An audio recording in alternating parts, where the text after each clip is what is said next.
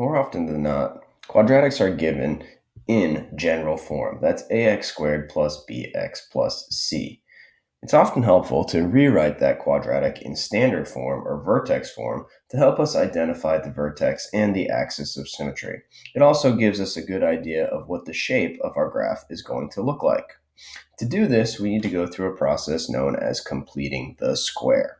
All right, follow these steps. Now, when you complete the square, you are going to be working with the squared term and the first power of x term. All right. Step number 1, group the x squared and x terms together. Factor out any coefficient of x squared that is not 1. In this case, the coefficient in front of x squared is 1, so we don't have to do any factoring just yet. All right. All I've done is simply put parentheses around my x squared term and my x to the first power term, x squared plus 10 plus 14. Step 2, add and subtract a constant value inside, and that's important, inside of the parentheses that is equal to the coefficient of the x term divided by 2 and squared. All right, so we take the coefficient of the x term, in this case, which is 10, we are going to divide it by 2, and we are going to square it. 10 divided by 2, that gives me 5, is 20. 5 squared is 25. So I'm going to add 25 inside of the parentheses, and I'm going to subtract 25 inside of the parentheses. Now, the reason that I'm allowed to do this because this is the same thing as adding 0. I have not changed the value of anything in this equation. I have just rewritten the expression in a different manner. Now, the purpose of this is to create a perfect square trinomial. Notice that x squared plus 10x plus 25, that factors into a perfect square. All right, so our next step, we want to remove the subtracted constant from the parentheses to create a perfect square trinomial with inside of the parentheses. In other words, we need to move this minus 25 outside of the parentheses. And to do that, we need to first multiply by any coefficient that is in front of the parentheses. Well, in this case, the coefficient in front is a 1. We simply multiply 1 times negative 25 to bring it outside of the parentheses. That gives me a negative 25 outside. Okay, so we have removed that subtracted value from within the parentheses, and now we are working with this perfect square trinomial. All right. The reason that this is called completing the square is because you should always end up with a perfect square trinomial inside of your parentheses. If you have not, all right, you have made a mistake somewhere, so double check your work. All right, once we have done that, we want to factor the perfect square and combine our constants. All right, x squared plus 10x plus 25. That factors into x plus 5 quantity squared, and negative 25 plus 14 leaves us with a minus 11 for our constant value. And now we have our quadratic written in standard or vertex form. This is g of x is equal to x plus 5 squared minus 11. So again, the reason that we like this is because it tells us the location of our vertex. All right, this is the standard form. F of x equals a parentheses x minus h quantity squared plus k. Remember that the vertex is the ordered pair h comma k. All right, so if it's x minus h, that means that the x-coordinate of the vertex is going to be negative 5, and it's plus k out here. All right, that means the y-coordinate is going to be negative 11. So our vertex is at negative 5 comma negative 11. And our axis of symmetry, remember that's a vertical line that goes through the x-coordinate of our vertex. That is going to be x equals negative 5. All right, there we have it. That's called completing the square. All right, and again, this is helpful if you think about it in terms of transformations from parent functions. This is a quadratic. What does this plus 5 do to our graph? Well, it's a plus 5 inside of the parentheses. That shifts the graph to the left 5 units, the parent function to the left 5 units, and this minus 11 shifts the parent function down 11 units. And that is the reason why our vertex ends up being at -5 comma -11 versus 0, 0 with our parent function. All right, let's try another one. Rewrite the following quadratic in standard form. Identify the vertex and axis of symmetry. In order to do this, we need to complete the square. Follow our steps again. Group the x squared and x terms. Factor out any coefficient of x squared that is not 1. Again, we want to be thinking about working with these first two terms, the 2x squared and the minus 16x.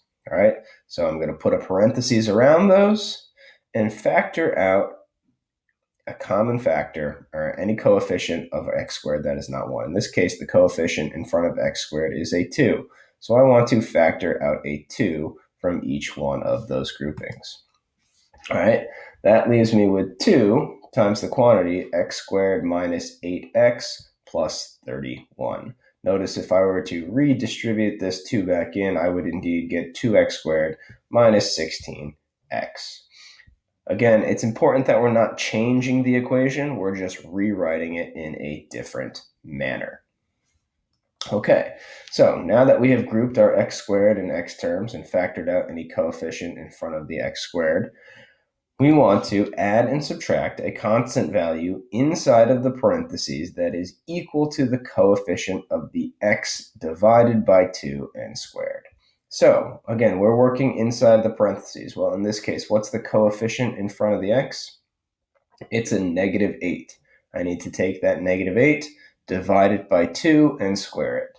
-8 divided by 2, that gives me -4, and -4 squared is going to be positive 16. So I'm going to add 16 as well as subtract 16 with inside of the parentheses. Okay, again, this is the same thing as adding 0, so we have not changed the expression. All right, next, remove the subtracted constant, that's this minus 16, from within the parentheses to create a perfect square trinomial within the parentheses. In order to remove this minus 16 from the parentheses, I must distribute the 2 to that value. I must multiply 2 times -16. Well, 2 times -16, that gives me -32. That brings me a -32 on the outside. Notice that the 2 still remains in front of this grouping because I have not distributed it to any of those remaining 3 terms. Okay, it's 2 times the quantity x squared minus 8x plus 16 minus 32 plus 31. Doing so leaves us with a perfect square trinomial inside of the parentheses. All right, notice, what is this going to factor into? X minus 8x plus 16. Well, that is x minus 4 quantity squared. All right, so we can factor that perfect square. Combine our constants, we end up with 2 times x minus 4 quantity squared minus 1. Okay, now we can determine our vertex. Excuse me. We can determine our vertex by looking at the general form. Remember that, the standard form. Remember that this is f of x equals a times the quantity x minus h squared plus k. And h comma k, that is going to be your vertex. All right, so it's x minus an h. That means the x coordinate of the vertex has to be a positive 4 plus k, which means that the y coordinate has to be a -1.